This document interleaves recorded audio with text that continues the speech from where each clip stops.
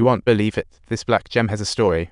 Legend has it, it's made with the mysterious pigment, and it ended up being gifted to Xiaomei's best friend.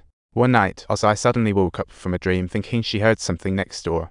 She tiptoed over and found Xiaomei flipping through a bunch of notes. At first, Ozai thought she was dreaming again, but as soon as Xiaomei saw her, it was like she had an unexplainable crush and immediately spilled her secret. She mentioned the necklace's importance, asking Ozai if she had worries.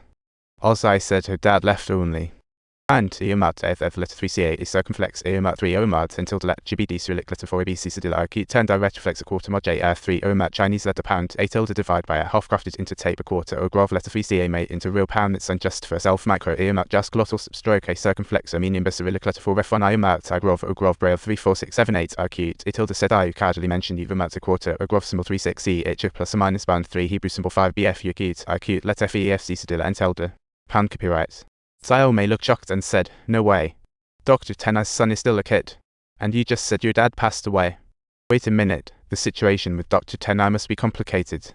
Just then, the light started flickering and suddenly burst into a blinding. Ozai turned on other lights and found Xiaomei gone. She then flipped Xiaomei's notebook and found a circled secret. Taking a bold leap, she tried to open the locked room in the basement and found her dad's info, along with Xiaomei's ring and necklace. Xiaomei was getting ready to attend Wall's party and asked her friend if she wanted to join, only to find her beside doodling with that black pigment. She said that the pigment seemed to connect to another world and wanted to study it more, so she decided not to go. So, Xiaomei went solo to Wall's party, hoping to get some clues about her mother from the other residents. She interviewed several residents she hadn't met before, but they all had no idea.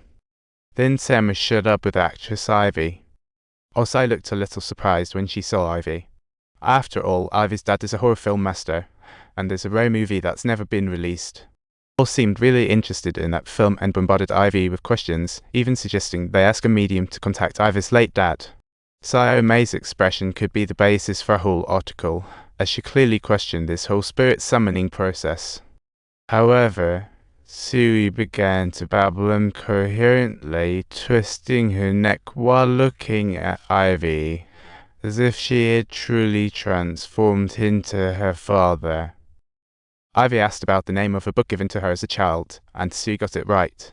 Wall promptly told Ivy to ask about that film, but just then, Sui started feeling unwell and shouted, "Get away." The atmosphere turned super weird, and Ivy was truly scared. Xiaomei quickly tried to comfort her, while Wall seemed unsatisfied, wanting Xiaomei to have a go using her mother's belongings. Let's see if she could summon her mother.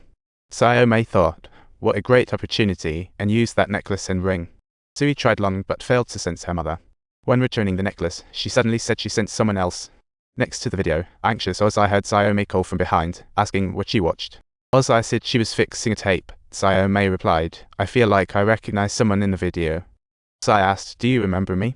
Xiaomei smiled and said, "Of course. You live in the West apartment."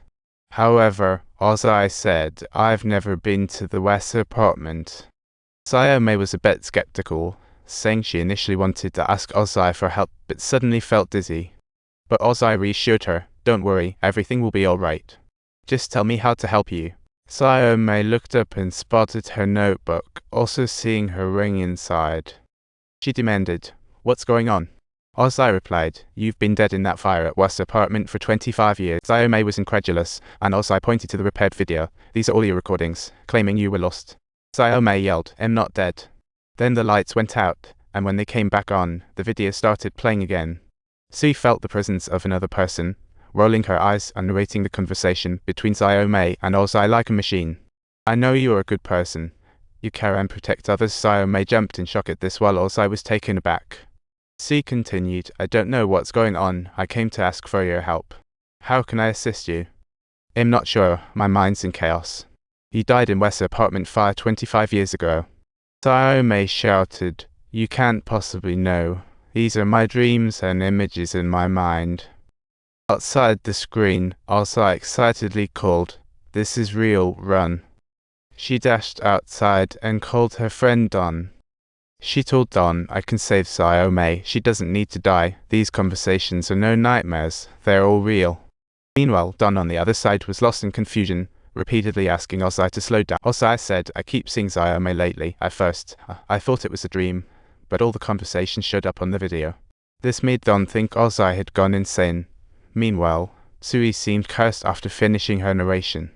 She began tearing at her own face with her hands, and that scene was just bone-chilling.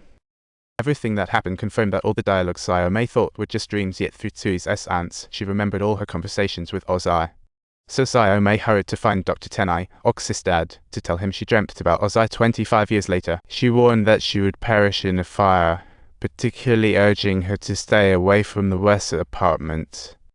Upon hearing this, Tenai thought Xiaomei was anxious due to searching for her mother, but she immediately retorted, "This isn't a hallucination. I filmed the whole ceremony, but didn't have time to show you."